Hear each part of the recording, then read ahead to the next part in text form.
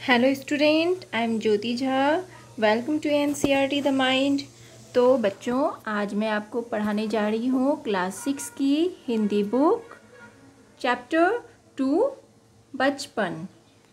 तो बच्चों, अगर आपने मेरा चैनल सब्सक्राइब नहीं किया है तो आप सबसे पहले मेरे चैनल एनसीईआरटी द माइंड को सब्सक्राइब कीजिए, लाइक कीजिए और बेल आइकन ज़रूर दबा दीजिए ताकि मेरे हर नई वीडियो का नोटिफिकेशन आप तक सबसे पहले पहुंचे। तो चलिए बच्चों, अब हम लोग पढ़ना शुरू करते हैं। तो देखिए, ये है चैप्टर बचपन। तो बचपन के बारे में हर किसी को सुन के बहुत अच्छा लगता है। जब वो बड़ा हो जाता है तो अपने बचपन को याद करता है। तो उसी तरह इस चैप्टर की जो लेखिका है कृष्णा शोभती, उन्होंने अपने बचपन के बारे में बहुत कुछ बताया है इसमें कि वो बचपन में कैसे दिखती थी, क्या पहनती थी, क्या खाती थी, कहाँ घूमने गई थी, किस तरह से उन्होंने अपना बचपन एंजॉय किया। तो अब हम लोग इस तरह से आगे बढ़ेंगे और इस चैप्टर को पढ़ेंगे और हर कोई अपने बचपन को याद करेंगे। तो चलिए अब हम लोग पढ़ना शुरू करते हैं। मैं तुम्हें अपने बचपन की ओर ले जाऊंगी। मैं तुमसे कुछ इतनी बड़ी हूँ कि तुम्हारी दादी भी हो सकती हूँ, तुम्हारी नानी भी, बड़ी बुआ भी, बड़ी मौसी भी। परिवार में मुझे सभी लोग जीजी कहकर ही पुकारते हैं। हाँ, मैं इन दिनों कुछ बड़ा बड़ा यानी उम्र में सयाना महसूस करने लगी हूँ। शायद इसलिए कि पिछली शताब्दी में मैं पैदा हुई थी। मेरे पहनने ओढ़ने में भी काफ़ी बदलाव आए हैं। पहले मैं रंग बिरंगे कपड़े पहनती रही हूँ, नीला, जामुनी, ग्रे, काला, चॉकलेटी। अब मन कुछ ऐसा करता है कि सफ़ेद पहनो, गहरे नहीं, हल्के रंग। मैंने पिछले दशकों में तरह तरह की पोशाकें पहनी हैं। पहले फ्रॉक, फिर निकर वॉकर, स्कर्ट, लहंगे, गरारे और अब चूड़ीदार और घेरदार कुर्ते। बचपन के कुछ फ्रॉक तो मुझे अब तक याद हैं। हल्की नीली और पीली धारी वाला फ्रॉक, गोल कॉलर और बाजू पर भी गोल कफ। एक हल्के गुलाबी रंग का बारीक चुन्नटों वाला घेरदार फ्रॉक, नीचे गुलाबी रंग की फ्रील। उन दिनों फ्रॉक के ऊपर की जेब में रुमाल और बालों में इतराते रंग बिरंगे रिबन का चलन था। लेमन कलर का बड़े प्लेटों वाला गर्म फ्रॉक जिसके नीचे फर टंकी थी। दो ट्यूनिक भी याद हैं, एक चॉकलेट रंग का और अंदर की कोटी प्याजी, दूसरा ग्रे और उसके साथ सफ़ेद कोटी। मुझे अपने मोजे और स्टॉकिंग भी याद हैं। बचपन में हमें अपने मोजे खुद धोने पड़ते थे।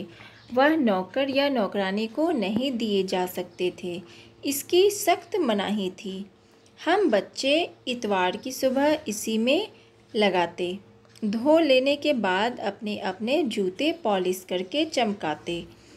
जब जूते कपड़े या ब्रश से रगड़ते तो पॉलिश की चमक उभरने लगती। सरवर, मुझे आज भी बूट पॉलिश करना अच्छा लगता है।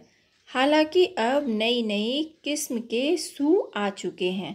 कहना होगा कि ये पहले से कहीं ज़्यादा आरामदेह है। हमें जब नए जूते मिलते उसके साथ ही छालों का इलाज शुरू हो जाता। जब कभी लंबी सैर पर निकलते अपने पास रुई जरूर रखते। जूता लगा तो रुई मोजे के अंदर। हाँ, हमारे तुम्हारे बचपन में तो बहुत फ़र्क हो चुका है। हर शनिचर को हमें ऑलिव ऑयल या कैस्टर ऑयल पीना पड़ता। यह एक मुश्किल काम था। शनिचर को सुबह से ही नाक में इसकी गंध आने लगती। छोटे शीशे के गिलास जिन पर ठीक खुराक के लिए निशान पड़े रहते, उन्हें देखते ही मितली होने लगती। मुझे आज भी लगता है कि अगर हम ना भी पीते वह शनिवारी दवा तो कुछ ज़्यादा बिगड़ने वाला नहीं था। सेहत ठीक ही रहती। तुम्हें बताऊंगी कि हमारे समय और तुम्हारे समय में कितनी दूरी हो चुकी है। यहाँ तक कि बचपन की दिलचस्पियाँ भी बदल गई है। याद रहे उन दिनों कुछ घरों में ग्रामोफोन थे, रेडियो और टेलीविज़न नहीं थे। हमारे बचपन की कुल्फ़ी आइसक्रीम हो गई है, कचौरी समोसा पैटीज़ में बदल गया है। सहतूत और फालसे और खसखस के शरबत कोक पेप्सी में।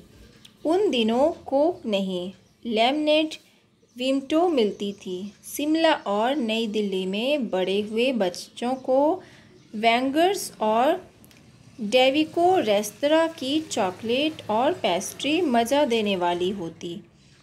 हम भाई बहनों की ड्यूटी लगती शिमला मॉल से ब्राउन ब्रेड लाने की। हमारा घर मॉल से ज़्यादा दूर नहीं था, एक छोटी सी चढ़ाई और गिरजा मैदान पहुंच जाते। वहां से एक उतराई उतरते और मॉल पर कन्फेक्शनरी काउंटर पर तरह तरह की पेस्ट्री और चॉकलेट की खुशबू मन भावनी।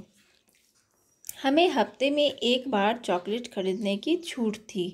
सबसे ज़्यादा मेरे पास ही चॉकलेट टॉफ़ी का स्टॉक रहता।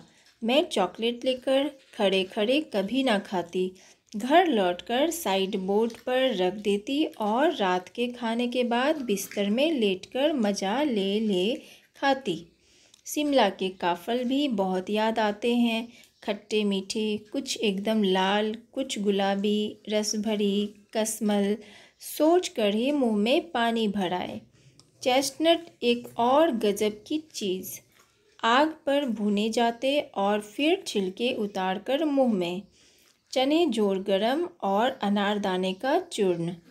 हाँ, चने जोड़ गरम की पुड़िया जो तब थी वह अब भी नज़र आती है। पुराने कागज़ों से बनाई हुई इस पुड़िया में नीरा हाथ का कमाल है। नीचे से तिरछी लपेटते हुए, ऊपर से इतनी चौड़ी कि चने आसानी से हथेली पर पहुंच जाए। एक वक्त था जब फिल्म का गाना चना जोड़ गरम बाबू मैं लाया मज़ेदार चना जोड़ गरम उन दिनों स्कूल के हर बच्चे को आता था। कुछ बच्चे पुड़िया पर तेज मसाला बुरकवाते, पूरा गिरजा मैदान घूमने तक यह पुड़िया चलती। एक एक चना पापड़ी मुंह में डालने और कदम उठाने में एक खास ही लय रफ्तार थी। छुटपन में हमने शिमला रिज पर बहुत मज़े किए हैं, घोड़ों की सवारी की है। शिमला के हर बच्चे को कभी न कभी यह मौका मिल ही जाता था। हम जाने क्यों घोड़ों को कुछ कमतर करके समझते, उन पर हंसते थे। ननिहाल के घोड़े खूब हष्ट-पुष्ट और खूबसूरत, उनकी बात फिर कभी। शाम को रंग बिरंगे गुब्बारे, सामने जाखू का पहाड़, ऊंचा चर्च की घंटियां बजती तो दूर दूर तक उनकी गूंज फैल जाती। लगता इसके संगीत से प्रभु यीशु स्वयं कुछ कह रहे हैं। सामने आकाश पर सूर्यास्त हो रहा है, गुलाबी सुनहरी धारियां नीले आसमान पर फैल रही हैं। दूर दूर फैले पहाड़ों के मुखड़े गहराने लगे और देखते देखते बत्तियां टिमटिमाने लगी।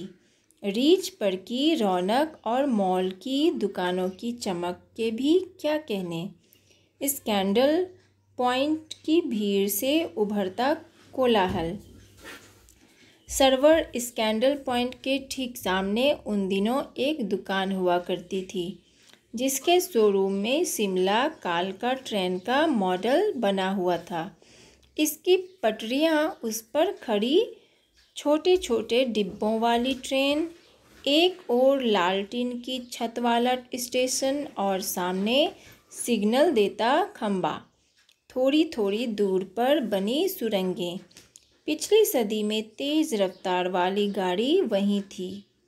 कभी कभी हवाई जहाज़ भी देखने को मिलते। दिल्ली में जब भी उनकी आवाज़ आती, बच्चे उन्हें देखने बाहर दौड़ते। दिखता एक भारी भरकम पक्षी उड़ा जा रहा है पंख फैलाकर। यह देखो, और वह गायब। उसकी स्पीड ही इतनी तेज़ लगती। हाँ, गाड़ी के मॉडल वाली दुकान के साथ एक और ऐसी दुकान थी जो मुझे कभी नहीं भूलती। यह वह दुकान थी जहाँ मेरा पहला चश्मा बना था। वहाँ आँखों के डॉक्टर अंग्रेज़ थे। शुरू में चश्मा लगाना बड़ा अटपटा लगा। छोटे बड़े मेरे चेहरे की ओर देखते और कहते, आँखों में कुछ तकलीफ़ है, इस उम्र में ऐनक, दूध पिया करो। मैं डॉक्टर साहब का कहा दोहरा देती, कुछ देर पहनोगी तो ऐनक उतर जाएगी। वैसे डॉक्टर साहब ने पूरा आश्वासन दिया था, लेकिन चश्मा तो अब तक नहीं उतरा। नंबर बस कम ही होता रहा।